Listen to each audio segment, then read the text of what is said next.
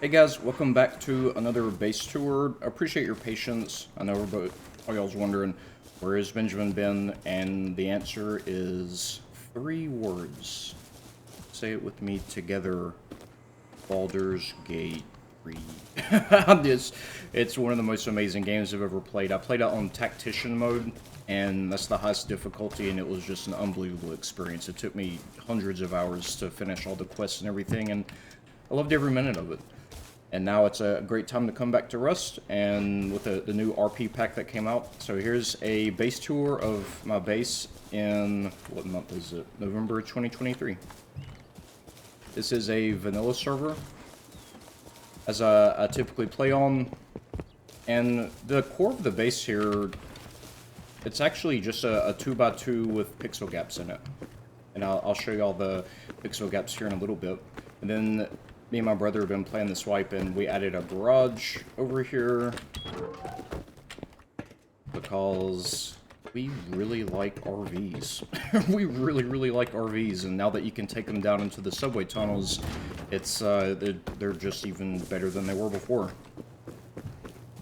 We have the wind turbine producing tons of power up there.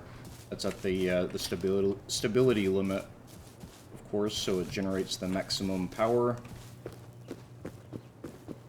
The Python turrets on Peacekeeper, so people can come by, but if they get unruly, there's an attitude adjustment that takes place. Built right beside Outpost. I don't know that Outpost makes you rated less often, but it's so much easier to get started on a fresh wipe, especially if you don't have blueprints like us playing this server.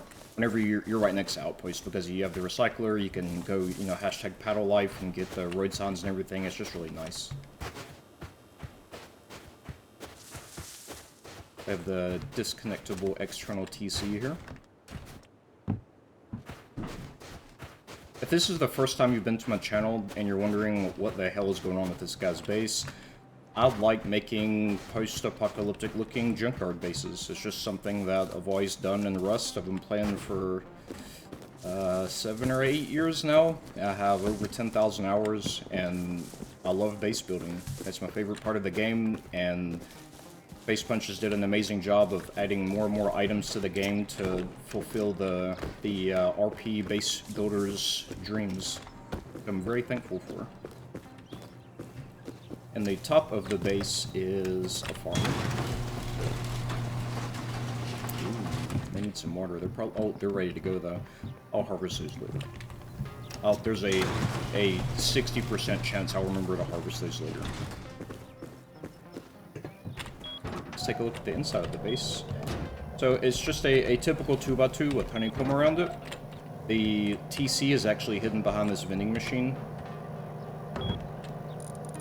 Upkeep getting a little gnarly because the base is sprawling, but the reasons behind the vending machine is because the vending machines are very strong, and so first off, it keeps raiders wondering where the TC is, and second off, vending machines are very strong.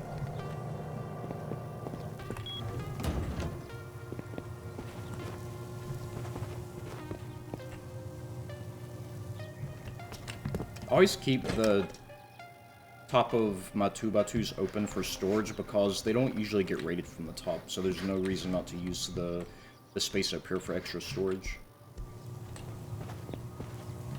And because this is my pixel gap base, which definitely still works because I built it this wipe and I'm using it right now. I built this base one of my last wipes, but basically you can see there's a large box back there, and I can open it and store whatever I'd like back there. This is the second pixel gap.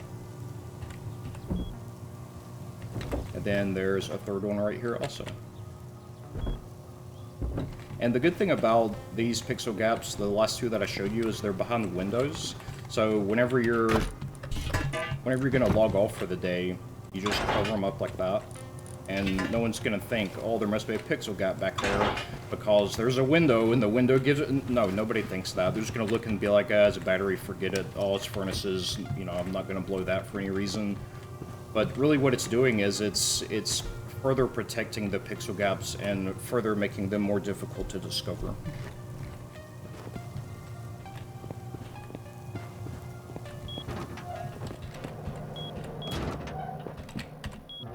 guys thought I was done with Rust. Shame. It has been a while though, so thank y'all for watching. Got the chill zone up here. Looks like somewhere you would order a pizza and play cards. I don't even know if there's pizza in the Rust world. I guess you could make I guess you could eat your human meat here also if you wanted to.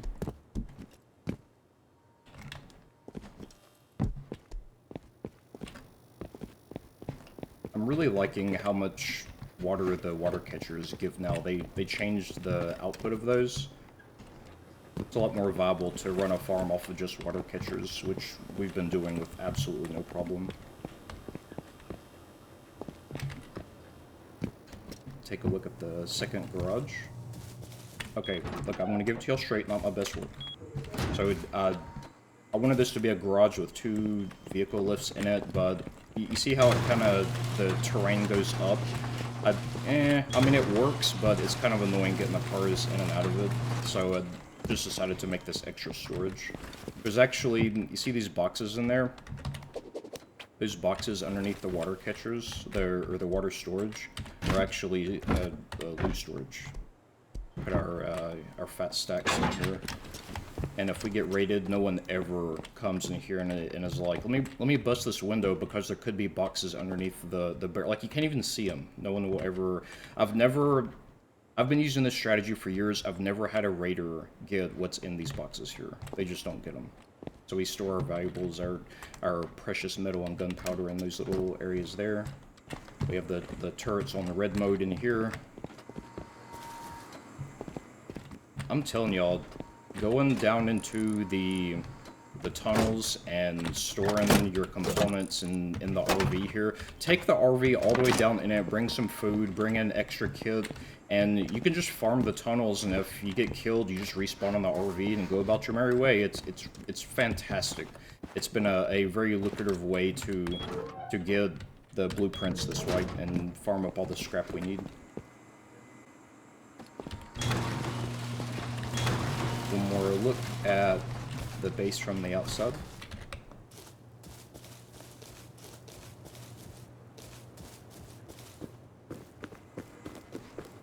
You can see there's storage up here, but it looks like someone just got kind of...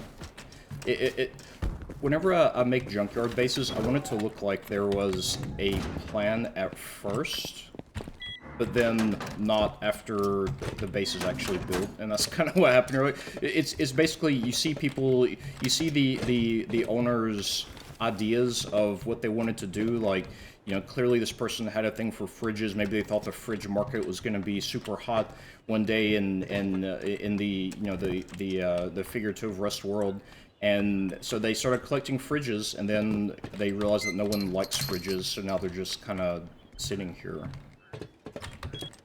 Everywhere you look in my base, I want it to be a story that someone can fill in on their own and say, why is it like this? Why would it be like this in the world?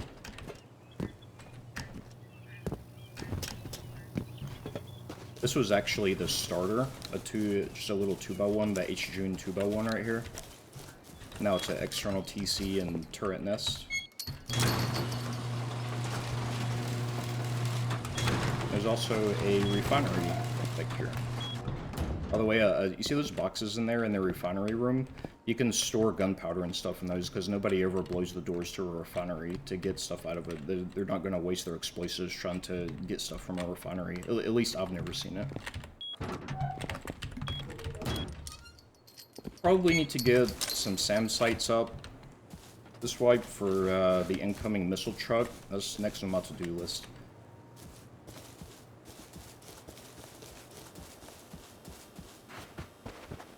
Adjusted my recording settings in OBS this time. Tell me if y'all think the quality of this video is better than the last ones from a visual standpoint. You can also rate the quality of my voice and how I'm doing in this video if you'd like also.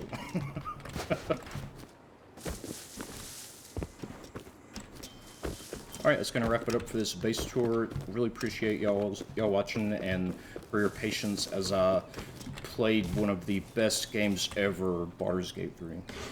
See y'all next time.